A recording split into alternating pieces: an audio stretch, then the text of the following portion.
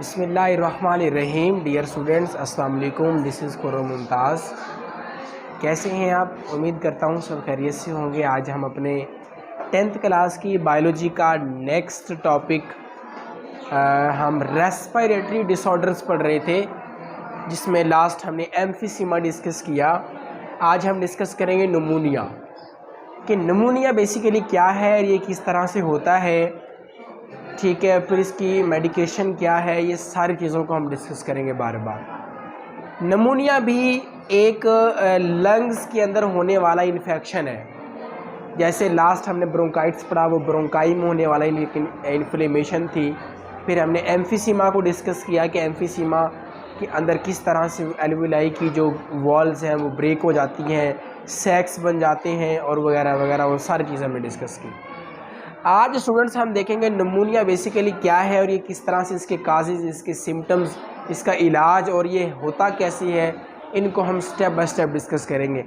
Points लिखने का मकसद ये है ताकि आपको इनकी जो इसके मुतालिक तमाम डेफिनेशन, तमाम चीज़ें आपको सेपरेट मिल जाए। क्योंकि एग्ज़ाम के अंदर अगर आपको जो क्वेश्चन आता है वो याद पूछ लेता है कि आपसे सपोज करो सवाल कर लेता है कि व्हाट इज़ निमोनिया, या आपसे सवाल कर लेता है राइट सिम्टम्स ऑफ निमोनिया, ठीक है, काजेज़ ऑफ निमोनिया। इस तरह से वो डिफरेंट भी दरमियान से क्वेश्चन निकाल के आपसे क्वेश्चन कर रहा होता है। तो इसलिए मैंने इनको पहले पॉइंट्स की शक्ल में नोट कर लिया है ताकि आप लोगों को समझने में और लिखने में और पॉइंट्स जो है ना वो रिमेंबर करने में आपके लिए इजी रहे।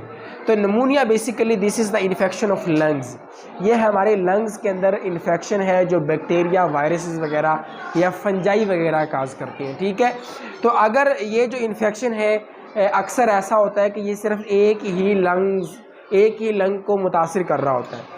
But if it affect the both lungs, अगर ये दोनों लंग्स को मुतासिर करता है then it will be called double pneumonia.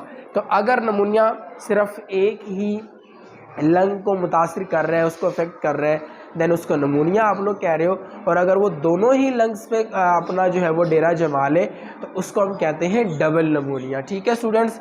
उसके अलावा कुछ बैक्टीरिया, ठीक है, एक बैक्टीरिया है जिसका नाम है स्ट्रेप्टोकोकस न्यूमोनियाई। ये एक स्पेशल टाइप ऑफ बैक्टीरिया है। एक बैक्टीरिया की टाइप है कोकस या कोकाई, उनमें से एक उसकी स्पीशी है स्ट्रेप्टोकोकस न्यूमोनियाई। अब ये जो स्ट्रेप्टोकोकस न्यूमोनियाई है ये वो बैक्टीरिया है जो निमोनिया काज करता है, ठीक है। अब ये किस तरह से ये काज करता है इसको हम अभी नीचे डिस्कस करेंगे कि किस तरह ये बॉडी में जाता है और वहाँ पे जाकर ये किस तरह से निमोनिया काज करता है। तो नेक्स्ट हम इसके काजेज़ की बात करेंगे कि निमोनिया को काज करने वाले स्टूडेंट्स कुछ वायरल इन्फेक्शन से भी ये निमोनिया हो सकता है, बैक्टीरियल इन्फेक्शन से भी ये निमोनिया हो सकता है, जैसे भी हमने बात किया ये बैक्टीरिया स्ट्रेप्टोकोकस न्यूमोनियाई था, ठीक है। उसके अलावा कुछ फंजाई है, फंगल इन्फेक्शन भी हो सकता है जो कि निमोनिया काज कर सकता है। तो ये उसके कुछ काजेज़ हैं।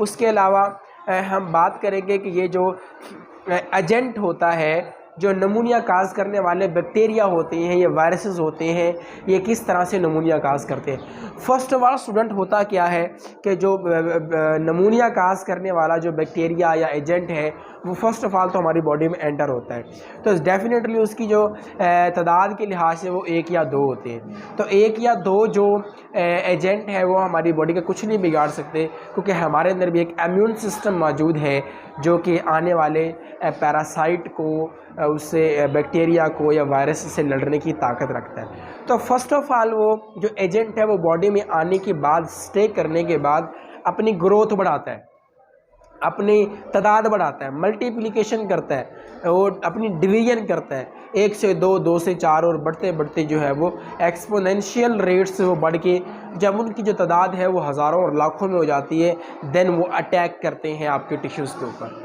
तो लंग्स जो है वो जो बैक्टीरिया आपकी बॉडी में एंटर हो जाते हैं तो फिर वो जो बैक्टीरिया हैं वो अटैक करते हैं आपकी लंग्स के ऊपर, और जब लंग्स के टिश्यूज़ पे अटैक कर रहे होते हैं तो फिर वहाँ पे वो तबाही मचा रहे होते हैं, ठीक है। तो जिससे फिर आहिस्ता आहिस्ता क्या होता है, आपका जो वो टिश्यूज़ जो तबाह हो चुकी होती है, जो डिस्ट्रॉय हो चुकी होती हैं, उन टिश्यूज़ के अंदर स्टूडेंट्स फिर पस और रेशा लाइक स्ट्रक्चर, वो पीप लाइक स्ट्रक्चर जो है वो वहाँ पे पस भर जाती है, जिससे फिर क्या होता है कि वो रेशा टाइप चीज़ें डल जाती हैं लंग्स के अंदर, और वो सारा वो जो है ना वो नमूनिया कई इलामात हैं। तो सिम्टम्स की बात करेंगे कि अगर ये एजेंट जो है वो खुदा ना करे हमारी बॉडी में एंटर हो जाते हैं और फिर अपना जाके वहाँ पे प्रोसेस भी शुरू कर देते हैं, तो कौन कौन सी हमारी बॉडी की हरकत व सकनात हैं, कौन कौन सी सिम्टम्स हैं जो आपको बताएंगे कि आपको नमूनिया हो चुका है। फर्स्ट ऑफ ऑल तो आपको जो है वो हाई फीवर होना है विद कोल्ड, कि आपको अक्सर ऐसा होता है कि पहले सर्दी लग रही होती है, उसके बाद बुखार चढ़ जाता है, तो सर्दी के साथ बुखार का चढ़ना ये उसकी एक सिम्टम है। उसके अलावा स्टूडेंट्स शिवरिंग है, आपका जिस्म कांपता रहता है, ठीक है, आपको सर्दी लग रही होती है, जिस्म आपका कांप रहा होता है, खांसी आपको आ रही होती है, कै आपको आ रही होती है, ठीक है।